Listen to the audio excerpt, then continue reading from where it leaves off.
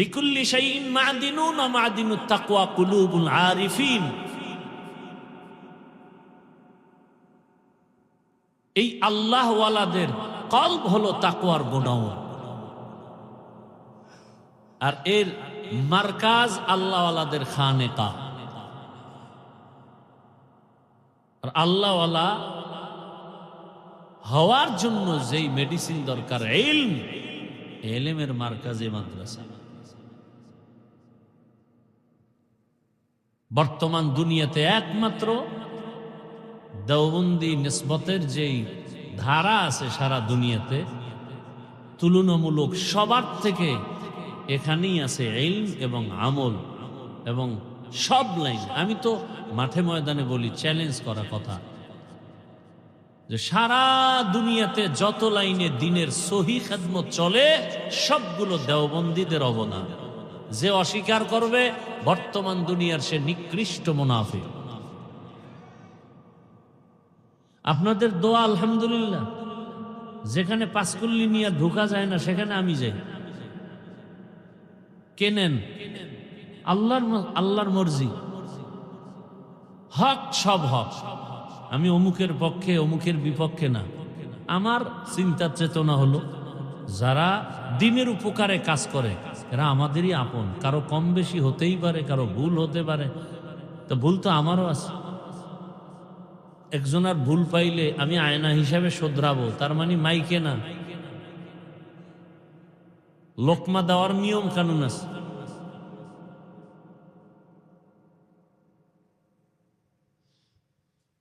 এজন্য আল্লাহ ওয়ালা যারা, এদের সোহবত, এদের নেক নজর বড় জরুরি। আপনার আমার ইলম যদি আমাকে অহংকার মুক্ত না করে, আমি বলবো এই ইলম বরকতপূর্ণ ইলম না, এবং এই ইলম ইলমে নাফে না। আপনার আমার ইলম যদি আমাকে মুতাজা এবং মুআদ্দাব বানাতে না পারে, বিনয়ী বানাতে না পারে, আমি মনে করি ইলম আমার জন্য ইলমে নাফে না। এজন্য নবীজি ইলমে নাফে চাইছেন, আল্লাহুম্মা ইন্না নাসআলুকা ইলমান। রাসূলের ছাত্র জীবনে মনে করি কষ্ট, আসলে না, শান্তির জীবনই তো এটা। মনে যা চায় তাই করতে পারি। আমলের ময়দান এখন যা করবেন ভবিষ্যতে এটাই করতে পারবেন। এখন তৈরি না হলে ভবিষ্যতে আর তৈরি করার সুযোগ নেই। হাঁটতে চলতে কিতাবাদি শিখতেছেন, দোয়া পড়তে থাকেন, জেহেন নাই, এই নেই, সেই নেই। আল্লাহর কাছে বলতে হবে, আল্লাহর কাছে চাইতে হবে। ইজা সাআলতা ফাসআলিল্লাহ ওয়া ইজা ইসতাআনতা ফাসতাইন বিল্লাহ। কিছু চাইতে হলে আল্লাহর কাছে। কার কাছে চাইবে? আল্লাহর কাছে। আর আল্লাহ দেওয়ার জন্য তো প্রতিদিন আসেন, বান্দাকে দেওয়ার জন্য আসেন। কোন টাইমে? শেষ রাতে। আপনার আমার প্রয়োজন নাই বিদে আমরা উঠি না, ঘুমায় থাকি। দূর, যার লাগবে সে চাইবে, আমার তো দরকার নেই। আমি ক্লাসের 1 নাম্বার ছাত্র, আমার তো দরকার নেই। 1 নাম্বার ছাত্র যদি একেবারে ফেল, এরা না ভোর রাত্রে আল্লাহর কাছে চাইবে। রসুল কেন সারা রাত কাঁদলেন? রহমতের নবী এশার নামাজ পড়েই ঘুমায় যাইতেন। আদাত কথা বলতেন না। আজকে ঘুমিয়ে গেছেন মসজিদে নববীর পার্শ্বেই আম্মা জান আয়েশা রাদিয়াল্লাহু আনহার হুজরায়। নবী বলেন, আমি ঘুমাচ্ছি, চোখ বন্ধ, কলব তো আমার ঘুমায় না। হঠাৎ করে কান্নার আওয়াজ আসতেছে, গভীর রাতে কান্নার আওয়াজ। কে কাঁদে? ঘুম তো ভেঙেই গেল, সজাগ হয়ে গেল, বের হলাম। দরওয়াজা দিয়ে তাকায় দেখি গভীর রাতে নামাজে দাঁড়িয়ে একজন সাহাবী কান্না করতেছেন। তাও আবার সাধারণ না, আমার কলিজার টুকরা জান্নাতি প্রথম সাহাবী আবু বকর নামাজে দাঁড়ায় দাঁড়ায় এই পরিমাণ কাঁদতেছে যে কান্নার আওয়াজে আমার ঘুম ভেঙে গেল। আমি অপেক্ষায় আছি। নামাজ আনতে আবু বকর খবর পাইয়া অনুভব করে একটা চিৎকার দিলেন আর বললেন, ইয়া রাসূলুল্লাহ, আমাকে দয়া করে মাফ করে দেন, আমার বেয়াদবি হয়ে গেছে, আমি চেষ্টা করছি আমার আওয়াজকে কন্ট্রোল করার, পারি নাই। আর এত আওয়াজ বেড়ে গেছে যে আপনার ঘুম ভেঙে গেছে, আমাকে মাফ করে না। কতটা আদবওয়ালা, কি পরিমাণ তাদের ইখলাস আর তাকওয়া, কি সুন্দর তাদের ইলম, কি সুন্দর তাদের নামাজ। এরপরেও ভয়, ভয় কেমন ঢুকছে অন্তরে। তাকওয়া মানে চূড়ান্ত পর্যায়ের তাকওয়া। ইয়া রাসূলুল্লাহ, আমাকে মাফ করে দেন। নবীজি বললেন, আপনার এই নামাজে কাঁদলেন কেন? আবু বকর রাদিয়াল্লাহু তাআলা আনহু বলেন, জাহান্নামের ভয়ে, আল্লাহর আদালতে দাঁড়ানোর ভয়। একটা আয়াত আমাকে বহু কান্না করাইছে, ওই আয়াত তেলাওয়াত করতে গিয়ে আমি পাগলের মতো কান্না করেছি। ইন্নাল্লাহা আশতারা মিনাল মুমিনিনা আনফুসাহুম ওয়া আমওয়ালাহুম বিআন্না লাহুমুল জান্নাহ। নবীকে এটা তো খুশির কথা। আল্লাহ বলেন, মুমিনের জানমাল কিনে নিলাম, বিনিময়ে মুমিনকে জান্নাত দিলাম। আবু বকর বলেন, ইয়া রাসূলুল্লাহ, আপনি বলছেন খুশির কথা, কিন্তু আমি কান্না ধরে রাখতে পারি নাই। হাসরের ময়দানের ভয়ঙ্কর হালাত আমার সামনে এসে গেল। আপনিই তো বয়ান করে বলেছেন, কিয়ামতের ময়দানে নারী পুরুষ সব উলঙ্গ দাঁড়াবে। হাসরের ময়দানে এমন হালাত হবে যে নবীরা পর্যন্ত বেকারার হয়ে কান্না শুরু করবেন। আল্লাহ পাক রব্বুল আলামিন কঠিন রাগ হবেন। আল্লাহ হুঙ্কার দিবেন কুদরতি আওয়াজ, ওয়ামতাজুল ইয়াউমা আইয়ুহাল মুজরিমুন। গুনাহগারগুলোকে আল্লাহ বলবেন, তোরা নেককারদের থেকে আলাদা হয়ে যা। আহা, কোথাতে কোথায় গেল। আল্লাহর ভয় বড় কঠিন হালাত। আবু বকরের মতো ব্যক্তি যদি আল্লাহর আদালতে দাঁড়াইয়া হিসাব দেওয়ার ভয়ে কান্না করেন, আপনার আমার তো গলায় রশি লাগায় কান্না করা দরকার। নবীজি সালাম বন্ধ করে দিছে কেন? যুদ্ধের ময়দানে যাব, সে দেরিতে গেল কেন? আবার দেরিতে যাবে যাবে হয়ে যাইতেই পারে নাই। এমন অবস্থা, সালাম বন্ধ, নবী তাকায়ও না। অথচ ঘটনা কি হয়েছিল? সে যুদ্ধ হয়ই নাই। নবীও রাগ করে ফেলছেন। যে কয়জন যেতে পারেন নাই তারা ভয়ে স্ত্রীদের থেকে আলাদা। একজন সাহাবী তার স্ত্রীকে বলেন, আমারে নিয়ে রাতের বেলা চলো, যখন কেউ নাই মসজিদে নববীতে, একটা রশি নিয়ে আইনাকা আমারে খুঁটির সাথে বাঁধো, ভালো করে বাঁধো। এমন বাঁধা বাঁধছে, বলে আমার কাছে আর আসবা না, আমি এই অপরাধের জন্য, রসুল আমার দিকে তাকায় না তো আমার জীবন শেষ। আর আমরা চাই যেন হুজুরেরা নাই তাকায়, সিফায় খাড়ায় রয়েছে, আওয়াজ দেয় না, হুজুরের ওদিকে চায় না। ও খুশি কি? আল্লাহর রহমতের নজর আমার উপরে পড়ে আসছে, হুজুরে চাইল না। আর রসুল তাকান নাই তো পাগল হয়ে গেছে। এমন কানতেছে কানতেছে, নামাজ হইতেছে, বয়ে বয়ে নামাজ পড়তেছে। রসুল আসেন, নামাজের ইমামতি করেন, তাকান না। এমন কাদার ওয়াদা কি? আল্লাহ আয়াত নাজিল করে যদি বলে আমাকে মাফ করছে, সেদিন আমার এই রশির বান খুলল। ঠিকই বহুদিন কান্নার পরে আয়াত নাজিল হয়ে গেছে। নবী আয়েশা বললেন, সাহাবী আর কান্না করিও না, আল্লাহর আদালতে তোমার তওবা কবুল হয়ে গেছে, কান্না কবুল হয়ে গেছে।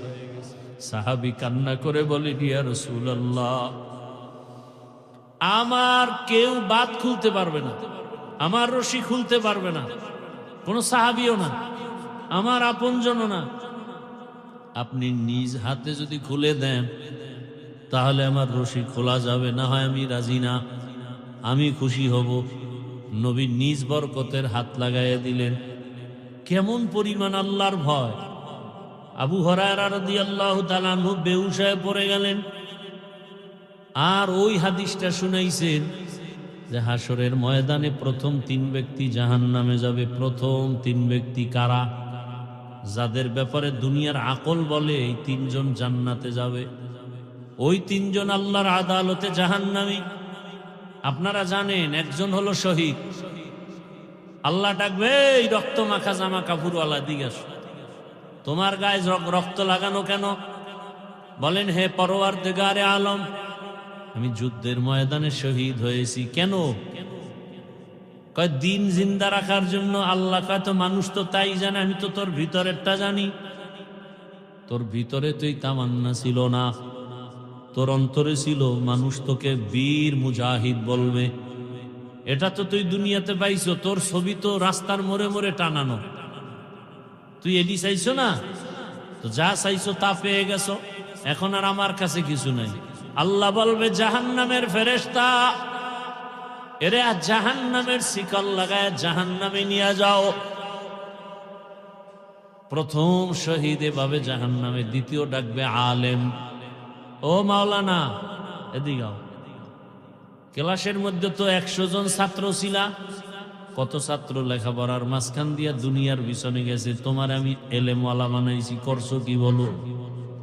আলেম বলবেন, হে আল্লাহ, তোমার দ্বীনের ইলম নিয়া মানুষের দ্বারে দ্বারে দ্বারে দ্বারে দাওয়াতের কাজ করেছি। আল্লাহ বলেন, এটা তো মানুষ জানে, আমি তো তোর ভিতরেরটা জানি। তোরে হাদিয়া না দিলে তোর মন খারাপ, আল্লামা না লেখলে তোর মন খারাপ, নামটা ছোট হইলে মন খারাপ, নিচে হইলে মন খারাপ, কেউ জানে না, আমি জানি। তুই আর দাওয়াত নিবি না, কাজ করবি না। আর নিজেরে যখন মাওলানা বলে, আল্লামা বলে, খুব মজা পাও। কেউ জানে না, আমি জানছি। আমি আল্লাহ দেখলাম তুই যা চাইছো তা দুনিয়ায় পেয়ে গেছো, আমার কাছে আর কিছুই নাই। আল্লাহ বলবেন, ফেরেশতা, জাহান্নামের শিকল লাগাই মাওলানা সাহেবকেও জাহান্নামে নাও। সর্বশেষ টাকাওয়ালা দানবীরকে ডাকবে, এই টাকাওয়ালা, কত ফকিরের রাখিয়াত তোরে ধনী বানাইছি, করছো কি? বলে যে মসজিদ মাদ্রাসা। কেন? দিনের জন্য। না না, এটা তো মানুষ জানে না, আমি তো ভিতরেরটা জানি। দান করছো 50,000 টাকা, মানুষের কাছে গল্প করেছো, পুরা মসজিদ তুই করে দিছ। কত কাহিনী।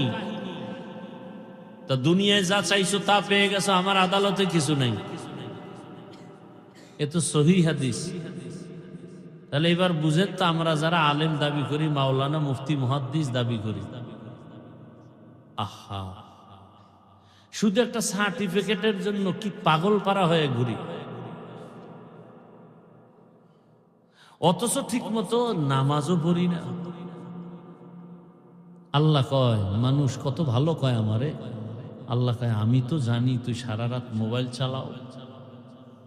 মানুষ জানে হাফিজুর রহমান তুমি ভালো, আমি জানি গুনাহ করতে করতে তোমার হাত না পাক, চোখ না পাক, জিহ্বা না পাক, অন্তর না পাক।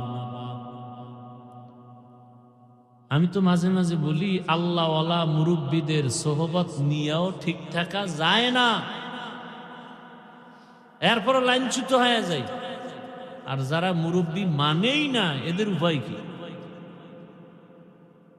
বড় কঠিন হালাত। আল বারাকাতু মা আকাবিরিকুম, আল্লাহওয়ালাদের বরকত নজর লাগাও, নজরের বরকত। আল্লাহওয়ালাদের জবানের কথা নাও, কথার ভেতরে বরকত।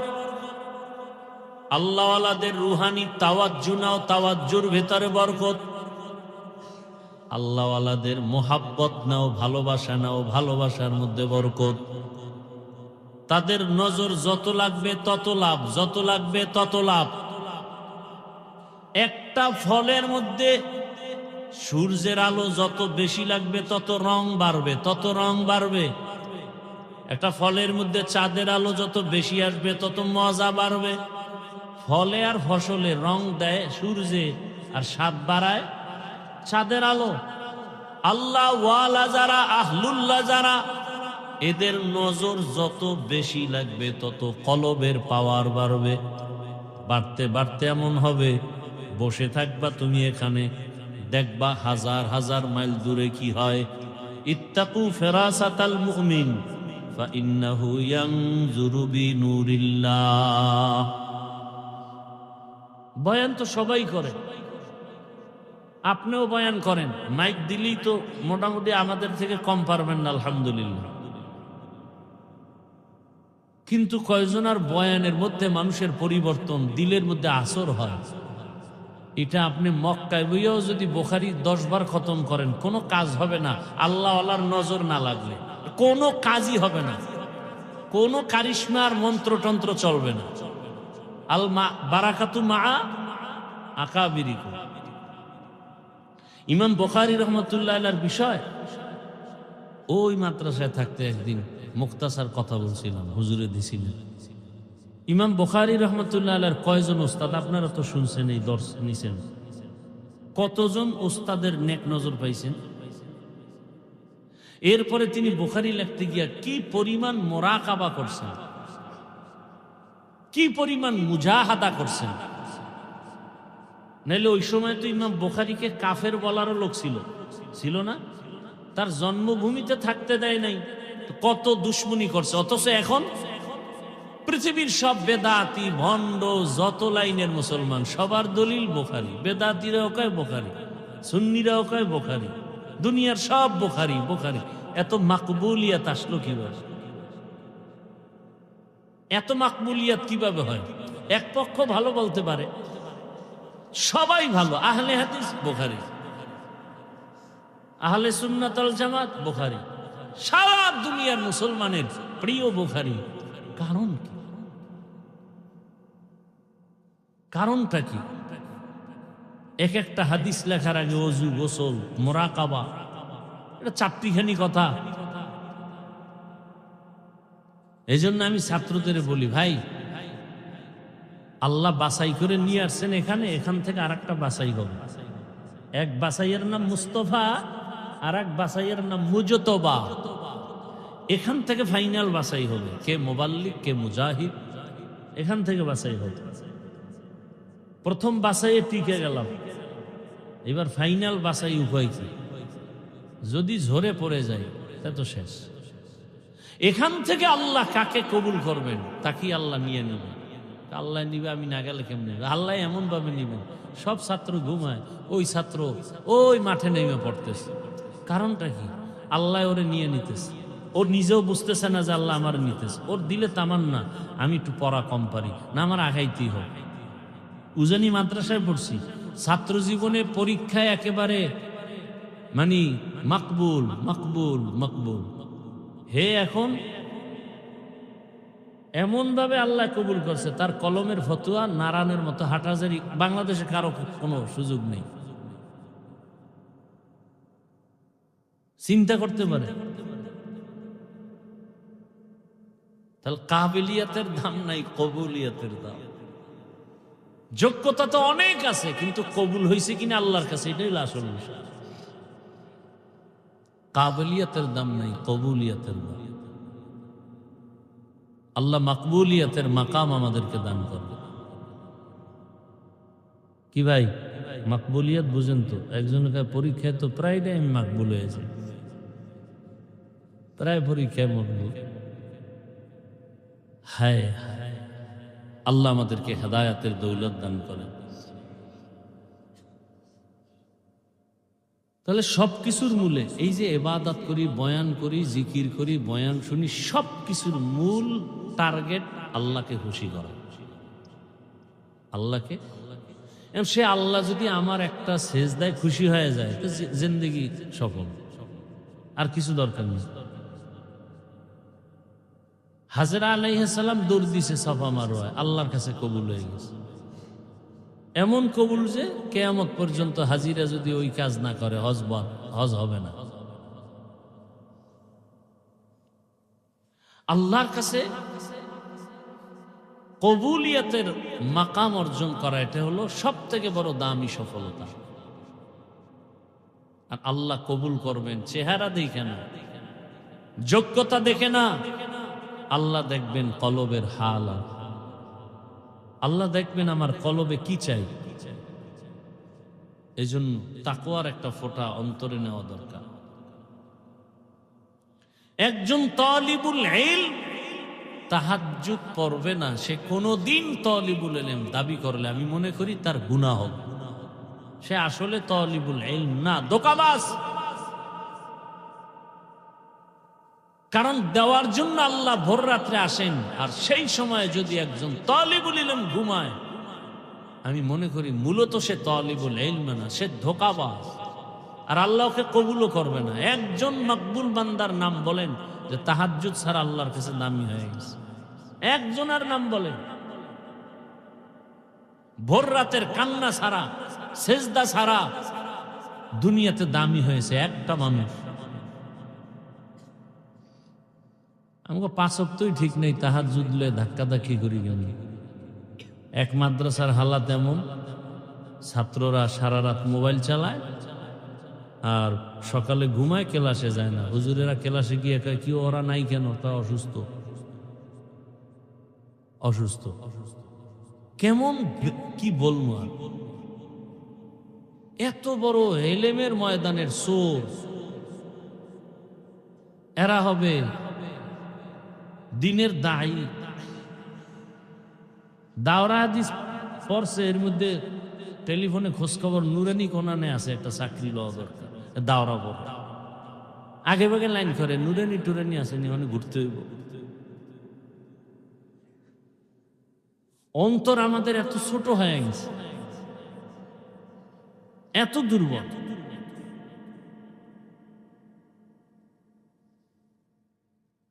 অথচ ওই যে হযরত বললেন, এই বিষয়ে আমি পুরা শুনি নাই, এই বিষয়ে আলোচনা করছেন। আমাদের দুর্বলতা কোন দিক? কিসের দুর্বলতা আমাদের? আমরা দুনিয়াদারের কিছু খাই না, দুনিয়াদার দেয় সেটা হালাল ভাবে আমরা নেওয়ার চেষ্টা করি, হারাম ভাবে তো নাই। তো কিসের অভাব? মৃত্যু তো একবার হবেই।